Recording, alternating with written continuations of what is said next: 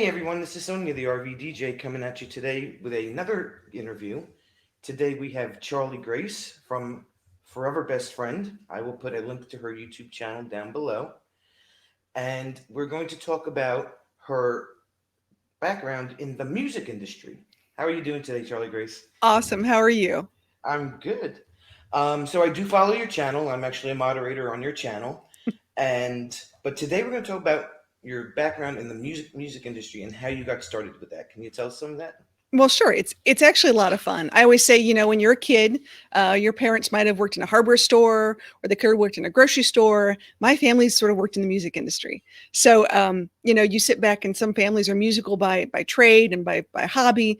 My family were session musicians for a lot of really interesting people in the industry. And as a kid, you just don't think about those things until you get older and go, wait a minute, what I was part of what? So you start taking, I don't say taking things for granted, but you start realizing that part that you played as even a small child, and a lot of different things that became essentially pop culture. So, as you were growing up, what kind of different acts or stuff, people Oh did you geez. see? Um, so for me, there are people that I call second gens that I would be like in parallel with generation wise. So like Jerry Reed's daughter, Sedina Reed and I, there are lots. When you think of kids being thrown in a recording studio because your parents or cousins are playing and you're stuck with coloring books, like, hey kids, stay there till we're done, then we'll come get you later kind of thing. That was me. That was me for quite a few different things. So I was privy to a lot of country music recording sessions, some really cool rock and roll sessions, and more importantly, some rhythm and blues sessions, which I think is much more pivotal than we really don't give it enough credit. Right. If you think of Muscle Shoals and the Swampers, that's a really amazing session band that I was able to be a part of and be there during some of those amazing recording sessions for, oh gosh, everyone from we were just talking about this the other day. Aretha Franklin recorded there, the Rolling Stones, Cher, just really, classic. Muscle Shoals was the place to record back in the day, and that's in Alabama. So my Okay. family's from the Tennessee Alabama line, and they were just a bunch of what I call very country boys that were blessed to have really good, you know, musical ability. So, as you got older, and became a teenager and everything, did you keep in contact with these people, or Yeah, did you so start getting? yeah, it's really interesting because people look at you and go, well, can you play an instrument? And my family, it's you had to learn. You either had to sing or play or both. So there was a typical Sunday morning church, which in the South, it's like that's a deal. That's a Mhm. really big deal. That's So it could go important, yeah. for hours and hours. And as a small kid, you're like, oh my God, please. It was Sunday church. Then it was going to your mama's for a fried chicken dinner, and everybody would come. And after that, they would all play. So there'd be fiddles and banjos and guitars and drums and everything you could think of. You play outside, and then you go back to church later that evening. So a lot of times, some of the people I was introduced to and whatever, we met through church, and then we would keep doing these things. But as far as keeping in contact with people, by the time you got a certain age, they ask you like, "Can you play?" Uh-huh. And I was like, "Ooh, I don't know. Like, maybe I don't know if that's my talent." Like, I had to think about that for a second because Right, it's like saying you can sing karaoke next to Carrie Underwood. right, No, right, right, you can maybe sing, but she can really sing. So right. I found my talent, ironically, to be in graphics, in Okay, photography. So I was privy to being a kid with a camera in these recording studios and taking pictures. nice. So I have a lot of photo proof and really great documentary stuff back in the day of when I was there doing these things. And a lot of the stuff did end up getting used by some of the record labels, which was cool. And then later on, when I got to be older, not too much older, but older, some of those labels would call me up and say, "Hey, I got a new artist. We really would love to get some shots. Could you help us out? We're thinking about doing this. Would that be interesting?" I'm like, "Yeah, sure. I'd love to help you out." So it's that personal relationship that really grew over time, that allowed me to continue sort of my art form, which was, photography, and grow into something like that. Now, can I play? Yes, I can play. I can play What do you piano. play? I can play guitar. I can play drums. I cannot do any wind instruments. I'm not going to lie. I'm not a trumpet player. Would love to learn how to play trumpet or clarinet. Can't do that. Um, and I actually helped put myself through college by teaching piano lessons. Oh wow, nice. Yeah. But I love photography. I've been doing, photojournalism photography for years. And then it just got to a point, and I think, I hate to say, in the late 90s, early 2000s, when things started to change with camera phones and everything changed with photography, the business changed. So it's really interesting to watch people who are still doing what I used to do for a living. Right. But it's different. And so now I just do it pretty much for fun or for favors. So, I mean, they still use, like, if you have a photo shoot of maybe an upcoming artist or Mhm. something, they still, require the nice DSLR cameras Oh to yeah. take the photos and stuff with. Oh Yeah. yeah. You Oh just yeah. can't snap a shot with your camera phone. And Well, I mean, it goes backwards. So I was just literally like a few weeks ago, I got a phone call from a friend of mine who owns a recording studio here in Nashville called Welcome to 1979, which is one of my favorite recording studios. I've been in a bunch of recording studios. This is one of my top 5. This one is all analog, and they're able to, as you're doing your music, they record to a master LP. They're actually doing the lathe, and you get to nice. watch it as it's in. Very few of these machines exist in the world, let alone in the United States. So it cuts to that. And then they had a band. It was Blackberry Smoke. If you're not familiar with Blackberry Smoke, they're sort of like on the rhythm and blues, Leonard Skinner genre. Okay. They're very, Southern very rock. popular overseas. They're amazing to see in person. They're a great band. Anyway, so I was there. I was hired by the record label. I'm sorry, the recording studio to come and document. They did a recording summit while they did a live show in the recording studio, and I had to do the pictures and the video and stuff. It was really cool. That's awesome. Now, do you have any contacts with any major label artists? Whether it be country or rock and roll or blues or A few. a few. A few. I get, Yeah. there's, yeah. What's really sad right now for me is a lot of the photography that I've done over the years are people that are now what I call the generation that is passing. So whether it was Merle Haggard, the things I'm getting ready for, which I hate to say out loud, is I worked a lot with Loretta Lynn. Okay. I have a lot of stuff like that.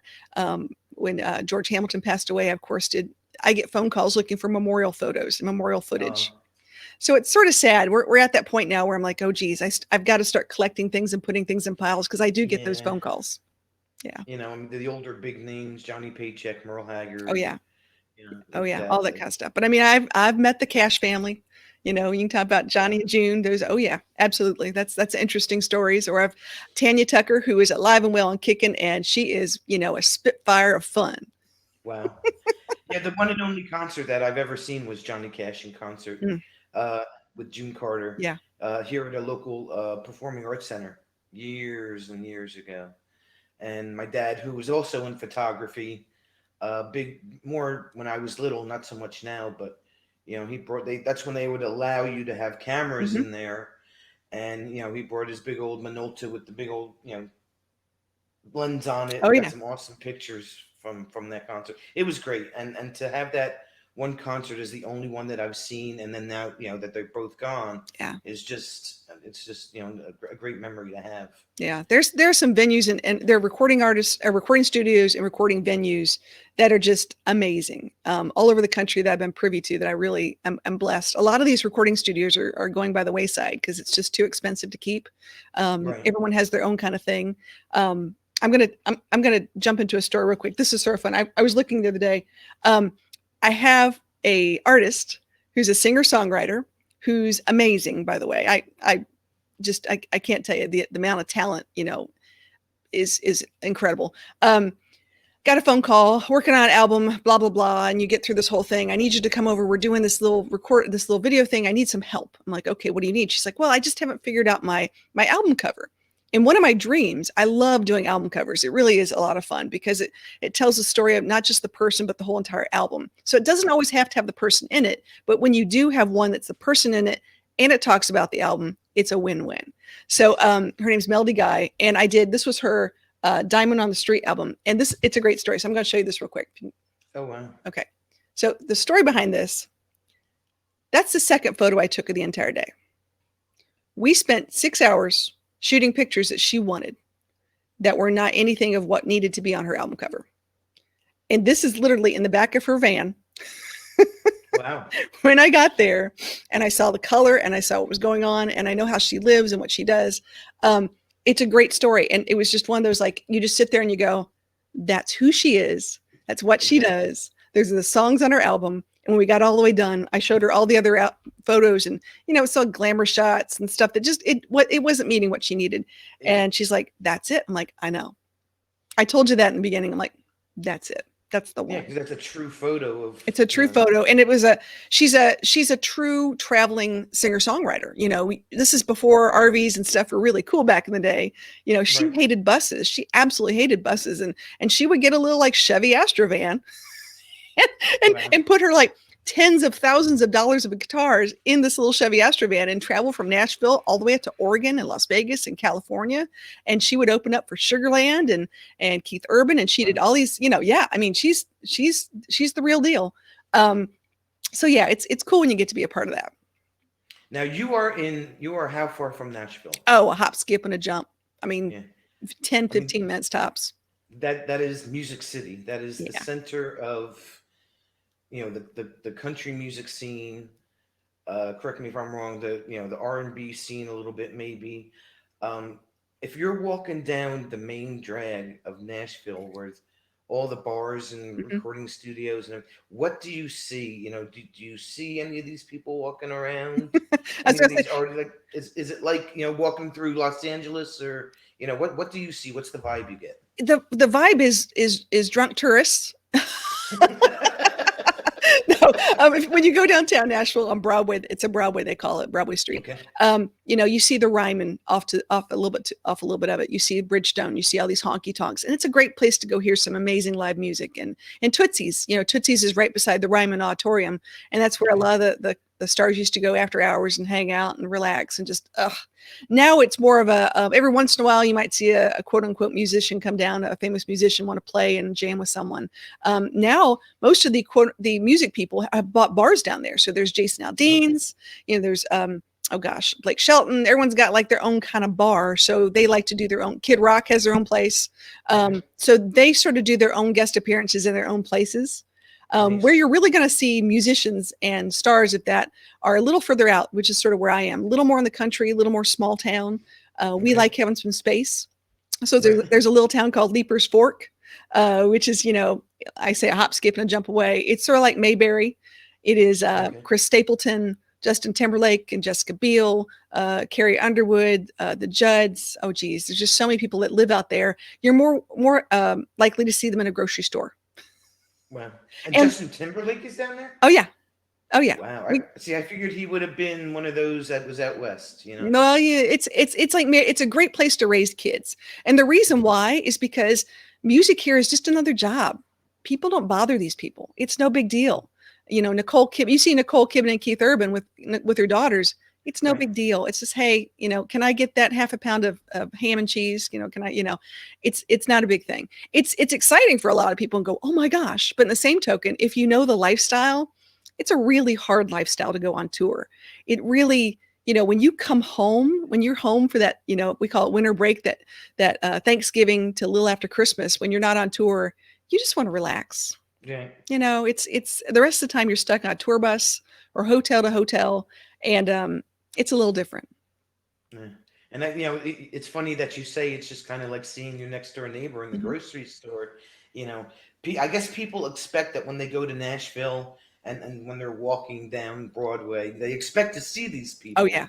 When in the reality, they're in the outskirts and in the small towns, Hmm. and they're not really hanging out there unless, like they're jamming in a bar or something. Right. And it's award show season in the winter, in the fall, so we've got the CMAs and other things. And I have to say, I don't want to just talk country music, because we have some rockin' amazing music in Nashville. And there's an area called East Nashville that's really, really popular right now with, a lot of musicians and groups and stuff. And we have Third Band Records here with Jack White. I mean, he's the Willy Wonka of Nashville. This Wow. guy is just amazing. He's doing so much for preserving a lot of musical heritage and re-recording things and putting them onto masters. If you ever get a chance when you come to Nashville, always stop at Third Man Records, because you'll be blown away. Wow. Then is there a museum down there that people would go to see all the exhibits and stuff like that of the recording artists or whatever? So there's a couple things happening. One, we've got the Country Music Hall of Fame Museum, which is definitely worthwhile, and that's where we have Hatch show prints, which used to do all the prints. It still does many prints for concerts and events and things like that. It's really worthwhile going through. It's a lot of American history right there. Really cool stuff. We're also getting an African American R&B museum, which I'm stoked Oh, about nice. because that's going to be really cool. One of my favorite memories when Little Richard was alive was you were saying, did I see some on Broadway? He did used to drive in that big old Cadillac, and he would do the wave Wow. like, "Hey, sister." Wow. He was a card, and that was I miss Little Richard. He was He cool. was very large and in charge. Oh, Yeah. absolutely. Absolutely. Even my friends who were like, big in the day, who were like, they thought they knew what they were doing. Brenda Lee, like I know Brenda Lee. And she was like, I thought I was something until this caddy pulled up in this red carpet, this man with a red carpet pulled out, and here comes Little Richard. Wow, that is funny. So, where are you today as far as that go? Do you still you obviously still do photography for some of the upcoming artists and stuff like that? I do. And a matter of fact, it's a lot more fun. I mean, it's a little less pressure. I think the older you get, the more you're like, whew, not that you know what you're doing, but I think photography is how you see it, but it's also interpreting how other people might understand it. So from a music perspective, music moves my soul. It really does. And it's something that I really just enjoy, and it can put you in a great mood or an exciting mood, or even like, when you're depressed and lift up your spirits. I surround myself with very creative people. I do. And I think by doing that, I do get some of those phone calls. I took a picture. Probably can't say this one's shiny. This is a bad one. This is a guy, Stephen Trombley. He said, "I want to sit on a railroad track with no pants on." And I said, "Excuse me. Let me think about that." And he's an Emmy Award winning journalist who did a whole thing on death row, and he wanted to go into songwriting. I said, okay, well, let's talk about it. And so he wanted to do this thing sitting on a train track with a little table and a English tea set of sorts, and having tea for three on a train track. And I said, well, it's a little cliche, but we'll look into it. And by the time we got done with it, the label loved it. Wow. Yeah. Wow. That's pretty awesome. Yeah, it's sort of fun. It's really cool. But there's a lot of new people up and coming that I'm, you sit there and now that I've heard enough over the years and you understand the business, you go, okay, there's a lot of talent that may never make it, right, based upon the fact that it is pretty much who the opportunities that you get, and you've got to really get the marketing money behind you. You've got to get other people to hear you. Carrie Underwood started on one of those American Idol. Right? Yep. American Idol. Yeah. Yep. But Garth Brooks did not. And No. Garth Brooks was one that was very, very business savvy and was able to negotiate with his record label a part of his contract was a significant percentage of their complete marketing budget for him to sign with them. And that is one of the major reasons why he is where he is. There were other artists, Clint Black, that were on that same label that did not get the marketing money. Wow. And I like Clint Black. He's great. A lot of his CDs. Yeah. Oh yeah, he's really great. But that's sort of how the business goes: is where follow the money. Wow. Like I'm a big fan of the country music from the 80s and 90s. Yeah. I listen to on my Sirius XM in the truck. I listen to Prime Country, and compared to the country music of today, which I also do love, and I also do play at a lot of my gigs. It's even being a younger kid when I first started getting into music and everything. You still remember the words to the song. You just went, "Oh my God!" Like, I haven't heard this song in forever. And I know. I mean, I don't know if you've ever heard of this song, "Somebody's Knocking." Oh yeah, by Terry Gibb, right? Oh my God, one of my most absolute favorite songs.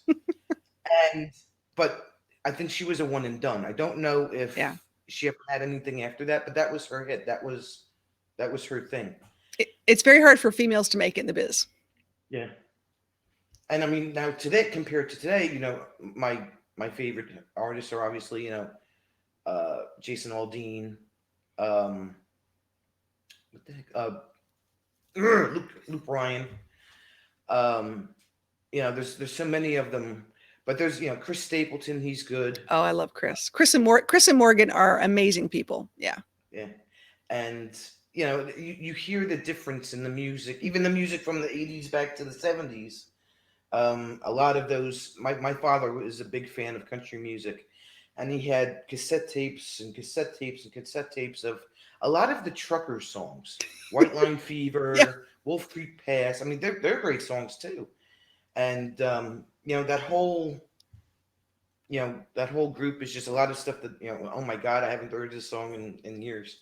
Well, and the joke is, I always say, what you listen to is one thing, what your kids listen to is another thing. And we have an RV, and we do make playlists, which is fun. And my kids be like, "Oh gosh, we got to make a playlist that mom will listen to." So our common thread is sort of classic rock. We can all agree on classic rock, which is good because I'm good with that. We can all agree on every once in a while. This sounds crazy. We'll do like a yacht rock moment. Oh, okay. Well, like a yacht rock thing.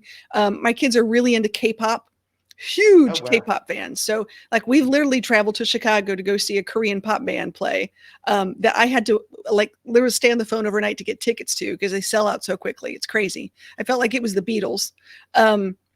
Yeah, just really fun stuff like that. So I get it. I get to see a lot of different stuff these days of what these kids are listening to. And, I had the ability to interview rap people back in the day, back when I was in Chicago. I did meet Suge Knight in person.